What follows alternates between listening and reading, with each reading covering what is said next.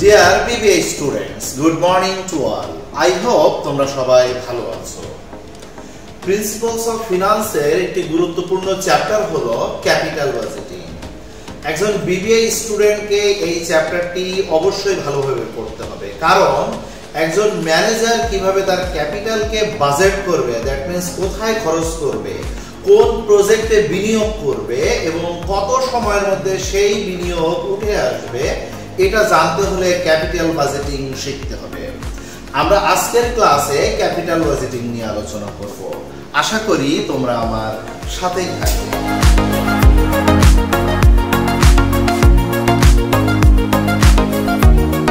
Capital budgeting এর অনেকগুলো technique আছে, যে টেকনিকগুলো ইউজ করে একজন ম্যানেজার সিদ্ধান্ত নিতে পারেন কোন পোর্টফোলিওতে ইনভেস্ট করলে সর্বোচ্চ রিটার্ন আসবে বা কোন পোর্টফোলিওতে ইনভেস্ট করলে সবার আগে রিটার্ন পাওয়া যাবে। এই টেকনিকগুলোকে প্রধানত দুই ভাগে ভাগ করা যায়। একটি হলো নন ডিসকাউন্টেড টেকনিক আর একটি হলো ডিসকাউন্টেড টেকনিক। এই নন ডিসকাউন্টেড টেকনিক দুটি হলো পেব্যাক পিরিয়ড এবং এভারেজ রেট অফ রিটার্ন, এবং ডিসকাউন্টেড টেকনিক হলো নিট প্রেজেন্ট ভ্যালু এবং ইন্টারনাল রেট অফ রিটার্ন। আজকের ক্লাসে আমরা নন ডিসকাউন্টেড টেকনিকের পেব্যাক পিরিয়ড নিয়ে কথা বলবো। In a nutshell, payback period হলো সেই পদ্ধতি যার মাধ্যমে একজন ম্যানেজার যে বিনিয়োগ করবে সেই বিনিয়োগটা কত সময়ের মধ্যে উঠে আসবে সেটাকে বলা হচ্ছে পেব্যাক পিরিয়ড। পেব্যাক পিরিয়ডের ব্যাখ্যায় বলা হয়েছে যে বিনিয়োগ করা হয় বর্তমান সময়ে, কিন্তু প্রতিদান পাওয়া যায় ভবিষ্যতে। ভবিষ্যতে প্রাপ্য নগদ আন্তঃপ্রবাহ বা ক্যাশ ইনফ্লোজ এর মাধ্যমে প্রারম্ভিক বিনিয়োগ ফেরত আসতে বা উঠে আসতে যে সময় লাগে সেটাই হলো পেব্যাক পিরিয়ড। ক্যাশ ইনফ্লোজ এর সমতা বা অসমতার উপর ভিত্তি করে পেব্যাক পিরিয়ড দুই ভাবে নির্ণয় করা হয়। তাহলে আমরা দেখলাম পেব্যাক পিরিয়ড বা পিবিপি, এটা হলো আমি যদি বিনিয়োগ করি ওই বিনিয়োগটা কত সময়ে উঠে আসবে এই সময়টাকে নির্দেশ করছে। আর এই পেব্যাক পিরিয়ড দুই ভাবে নির্ণয় করা যায়, ক্যাশ ইনফ্লোজ এর সমতা বা অসমতার উপর ডিপেন্ড করে। ক্যাশ ইনফ্লোজ কি? আমি যে বিনিয়োগ করব সেই বিনিয়োগের ফলে প্রতি বছর যে টাকাটা রিটার্ন আসবে সেটাকে বলা হচ্ছে ক্যাশ ইনফ্লোজ বা নগদ আন্তঃপ্রবাহ। আমি যদি কোনো প্রতিষ্ঠানে বিনিয়োগ করি 1 লক্ষ টাকা, বা আমি যদি কোনো ব্যাংকে বিনিয়োগ করি 1 লক্ষ টাকা, বা আমি যদি অন্য কোনো পোর্টফোলিওতে বিনিয়োগ করি 1 লক্ষ টাকা, সেখান থেকে আমার প্রতি বছর যদি 10,000 টাকা করে আসে, তাহলে ওই 10,000 টাকাটা হলো ক্যাশ ইনফ্লোজ। আর ক্যাশ আউটফ্লোজ হলো আমার প্রতিষ্ঠান থেকে যেটা আউট হয়ে গেছে, দ্যাট মিন্স আমি যে বিনিয়োগটা করেছি এটাকে বলা হচ্ছে ক্যাশ আউটফ্লোজ। এখন আমরা দেখব পেব্যাক পিরিয়ড দুই ভাবে নির্ণয় করা যায় সেই দুটি পদ্ধতি। যদি ক্যাশ ইনফ্লোজ সমপরিমাণ হয়, অর্থাৎ আমি কোথাও বিনিয়োগ করেছি 1 লক্ষ টাকা, প্রত্যেক বছর সেখান থেকে 10,000 টাকা করে আমি রিটার্ন পাচ্ছি, ওই 10,000 টাকা হলো ক্যাশ ইনফ্লোজ। তাহলে ওই ক্যাশ ইনফ্লোজ যদি প্রত্যেক বছর সমান পরিমাণ হয়, তাহলে আমরা প্রারম্ভিক বিনিয়োগের পরিমাণকে বার্ষিক নগদ আন্তঃপ্রবাহ দিয়ে ভাগ করলে পিবিপি পাবো। অর্থাৎ সূত্রটা এরকম, PBP equal to net cash outlay, অর্থাৎ এনসিও, যেটা আমার প্রতিষ্ঠান থেকে আউট হয়ে গেছে, অর্থাৎ এটাকে বলা হচ্ছে বিনিয়োগ। আমার প্রতিষ্ঠান থেকে যে টাকাটা বাইরে চলে গেছে, তার মানে আমার প্রতিষ্ঠান থেকে যেটা বিনিয়োগ করা হয়েছে। এর অনেকগুলো নাম আছে। এটাকে বলা যেতে পারে নেট ক্যাশ আউটলে, এটাকে বলা যেতে পারে নেট ক্যাশ আউটফ্লো, এটাকে বলা যেতে পারে ইনভেস্টমেন্ট, এটাকে বলা যেতে পারে ইনিশিয়াল ইনভেস্টমেন্ট, যে কোনো নামে বলা যেতে পারে। এটাকে ভাগ করব নেট ক্যাশ বেনিফিট বা এনসিবি। এটাকে বলা হচ্ছে ক্যাশ ইনফ্লোজ, অর্থাৎ নগদ আন্তঃপ্রবাহ। এর আরেকটা নাম আছে, সেটা হলো সিএফএটি। সো আমরা এই সূত্র ইউজ করলে পিবিপি পেয়ে যাব। দেখো একটি প্রবলেম সলভ করি। ক্লাস প্র্যাকটিস 1, এখানে বলা হচ্ছে Mahima company estimates that it can save টাকা 28,000 পার ইয়ার, অর্থাৎ মহিমা কোম্পানি হিসাব করে দেখেছে যে এটা 28,000 টাকা করে প্রতি বছর সেভ করতে পারে in cash operating cost for next 10 years. পরবর্তী 10 বছর যাবত প্রতি বছরে 28,000 টাকা করে মহিমা কোম্পানি ক্যাশ সেভ করতে পারে if it buys a machine at a cost of টাকা 1,10,000। যদি মহিমা কোম্পানি 1,10,000 টাকা দিয়ে একটি মেশিন কেনে তাহলে 28,000 টাকা করে সেভ করতে পারে বা 28,000 টাকা করে ইনফ্লো আসতে পারে। No residual value is expected, অর্থাৎ কোনো ভগ্নাংশ মূল্য নাই, কোনো রেসিডুয়াল ভ্যালু নাই।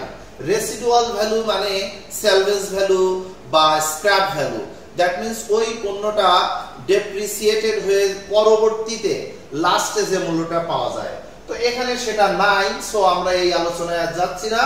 বলছে কম্পিউট দা পেব্যাক পিরিয়ড, পেব্যাক পিরিয়ড বের করো। তাহলে দেখো প্রত্যেক বছর আমরা সমান পরিমাণ টাকা ক্যাশ ইনফ্লো পাচ্ছি 28,000 টাকা, আর আমাদের মেশিনের দাম হলো 1,10,000 টাকা। দ্যাট মিন্স আমি বিনিয়োগ করছি মেশিনটা কিনতে 1,10,000 টাকা আর সেখান থেকে রিটার্ন পাচ্ছি প্রতি বছর 28,000 টাকা।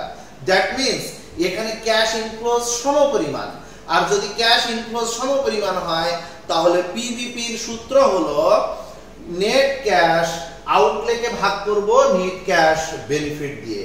নেট ক্যাশ আউটলে অর্থাৎ আমি বিনিয়োগ করেছি 1,10,000 এবং আমি প্রতি বছর বেনিফিট পাচ্ছি 28,000 টাকা করে, এইটা ভাগ করলে যেটা হবে সেটাই আমরা ইয়ার্স দিয়ে অ্যানসার লিখব, কারণ পিবিপি একটা পিরিয়ডকে নির্দেশ করছে, একটা সময়কালকে নির্দেশ করছে, এর অ্যানসার ইয়ার্স দিয়ে হবে।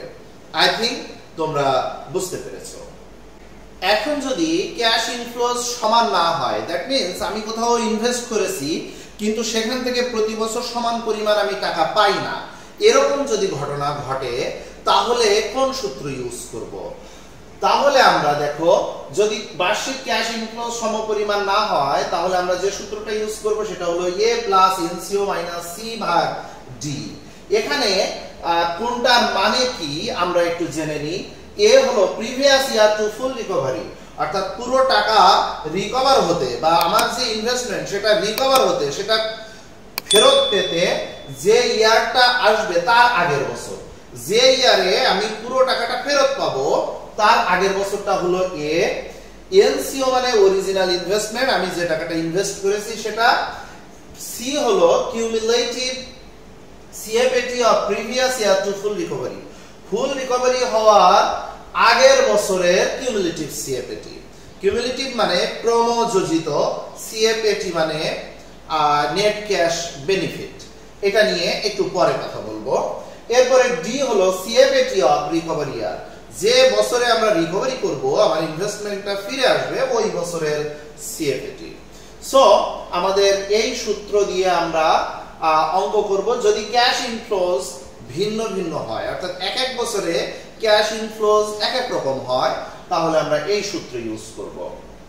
দেখো ক্লাস প্র্যাকটিস 2 তে বলা হয়েছে Seema company is considering investing in a project. Seema company ভাবছে ইনভেস্ট করতে একটা প্রজেক্টে in which capital outlay is 1 lakh টাকা, যেখানে ক্যাপিটাল আউটলে মানে ইনভেস্ট করতে হবে 1 লাখ টাকা। Annual cash inflows are given below, প্রতি বছরের যে ক্যাশ ইনফ্লোজ বা নগদ আন্তঃপ্রবাহ যেটা ফিরে আসবে সেটা নিচে দেওয়া হলো।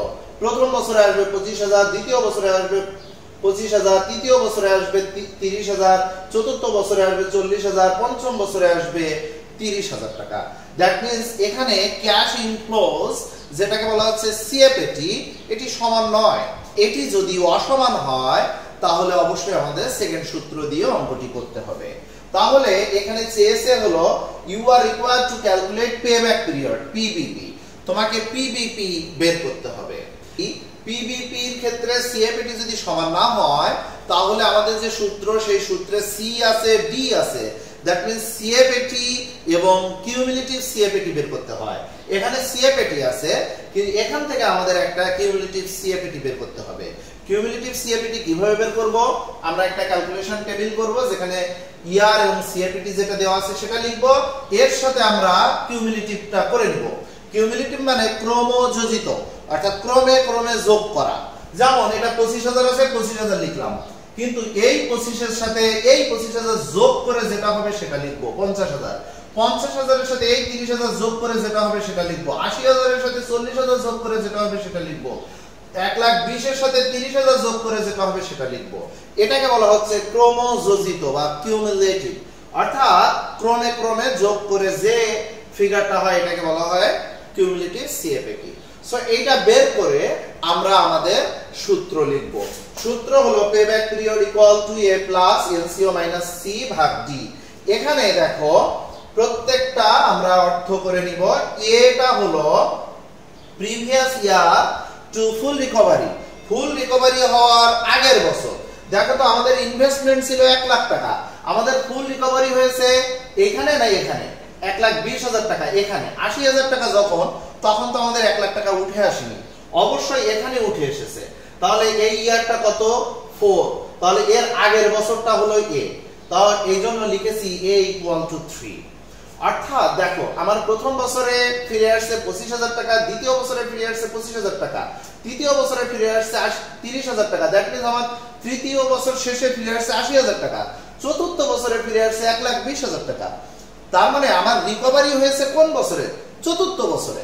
তা এই এর মানে হলো previous year to full recovery, full recovery হওয়ার আগের বছর, তার মানে a ইকুয়াল টু 3। ওকে, এরপর এলসিও, এলসিও অর্থ হলো অরিজিনাল ইনভেস্টমেন্ট, আমি ইনভেস্টমেন্ট করেছিলাম 1 লাখ টাকা। এরপরে সি মানে cumulative CFAT of previous year to full recovery, full recovery হওয়ার আগের বছরের কিউমুলেটিভ সিএফএটি। তো এটা হলো কিউমুলেটিভ সিএফএটি, ফুল রিকভারি হয়েছে এই বছর, এর আগের বছরের কিউমুলেটিভ সিএফএটি কত? 80,000 টাকা। এজন্য সি ইকুয়াল টু লিখেছি 80,000 টাকা।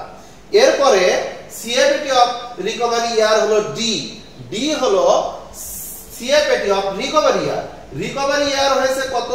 এইটা হলো রিকভারি ইয়ার, যে ইয়ারে আমার পুরো টাকাটা উঠে আসছে, 1 লাখ টাকা উঠে আসছে। তাহলে এই ইয়ারের সিএফএটি এটা 40,000, এটা হলো সিএফএটি। তাহলে এটা হলো ডি এর মান 40,000। এখন এই মানগুলো যদি আমি এখানে বসিয়ে দিই, বসিয়ে দিলে আমার অ্যানসার চলে আসবে P equal to 3.50 years. I think তোমরা সবাই বুঝেছো। এবার আমরা ক্লাস প্র্যাকটিস 3 সলভ করব। ক্লাস প্র্যাকটিস 3 তে বলা হয়েছে আরাক company is considering investing in a project in which capital outlay is টাকা 1 লাখ। আরাক কোম্পানি ভাবছে ইনভেস্ট করতে একটা প্রজেক্টে যেখানে ক্যাপিটাল আউটলে বা ইনভেস্টমেন্ট হলো 1 লাখ টাকা। Depreciation should be charged at 10% per year, tax rate is 40%. এরপরে দেখো একটা ইয়ার সিএফবিটি দেওয়া আছে, প্রথম বছরে 50, দ্বিতীয় বছরে 50, এভাবে সিএফবিটি দেওয়া আছে। আমাদের গত কোশ্চেনে অর্থাৎ ক্লাস প্র্যাকটিস 2 তে আমাদের এই যে ডেপ্রিসিয়েশন ছিল না, ট্যাক্স রেট ছিল না, আর এখানে ছিল সিএফএটি। দেখো তোমরা, আমি একটু চিত্র দেখাই। ক্লাস প্র্যাকটিস 2 তে দেখো এখানে কোনো ডেপ্রিসিয়েশন নাই, কোনো ট্যাক্স রেট নাই, এবং এখানে সিএফএটি দেওয়া আছে। কারণ আমাদের সূত্রে আমরা জানি সিএফএটি দরকার হয়, আর দরকার হয় কিউমুলেটিভ সিএফএটি। সো আমাদের সিএফএটি বের করতেই হবে পিভিপি বের করার জন্য। কিন্তু এই অঙ্কে দেওয়া আছে সিএফবিটি, তাহলে আমরা কি করব? আমাদের চেয়েছে পেব্যাক পিরিয়ড বা পিভিপি বের করতে। তাহলে আমাদের সিএফবিটি থেকে অবশ্যই সিএফএটি বের করার নিয়ম শিখতে হবে, এবং সেই নিয়মে সিএফবিটি থেকে সিএফএটি বের করার পরে কিউমুলেটিভ করতে হবে। ক্লাস প্র্যাকটিস 2 তে সেটা করেছিলাম। দেখো সিএফএটি দেওয়া ছিল, সেটাকে কিউমুলেটিভ করেছিলাম, আর কিউমুলেটিভ না করলে আমরা সি এবং ডি এর মান পাবো না, না পেলে আমাদের অঙ্ক হবে না। সো আমাদের অবশ্যই সিএফবিটি থেকে সিএফএটি তে যাওয়ার ছক শিখতে হবে। দেখো আমরা ক্যালকুলেশন অফ কিউমুলেটিভ সিএফএটি বের করার ছক এখানে দেখাচ্ছি। প্রথমত সিএফবিটি থেকে আমরা ডেপ্রিসিয়েশনটা বাদ দিব, বাদ দিলে পেয়ে যাব ইবিটি। ইবিটি মানে আর্নিং বিফোর ট্যাক্স। এখন ডেপ্রিসিয়েশনটা কোথায় পাবো? আমাদের ডেপ্রিসিয়েশনটা বের করে নিতে হবে। আমাদের এই অঙ্কে ডেপ্রিসিয়েশন হলো 10% বলে দিয়েছে, দ্যাট মিন্স আমরা কস্টের সাথে 10% গুণ করে আমরা ডেপ্রিসিয়েশন 10,000 টাকা বের করে নিব। এই সব করার আগে করে তারপরে আমরা এই ডেপ্রিসিয়েশনটা এখানে বসাবো। সব সময় যে এইভাবে পার্সেন্টেজ দেওয়া থাকবে এমন নয়, আমরা স্ট্রেট লাইন মেথডেও ডেপ্রিসিয়েশন বের করতে পারি।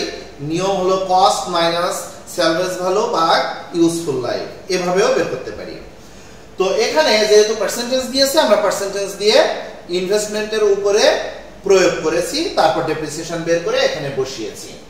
এই ডেপ্রিসিয়েশনটা বাদ দিব আমরা সিএফবিটি থেকে। বাদ দিলে আমরা পেয়ে যাব ইবিটি। ইবিটি মানে হলো আর্নিং বিফোর ট্যাক্স।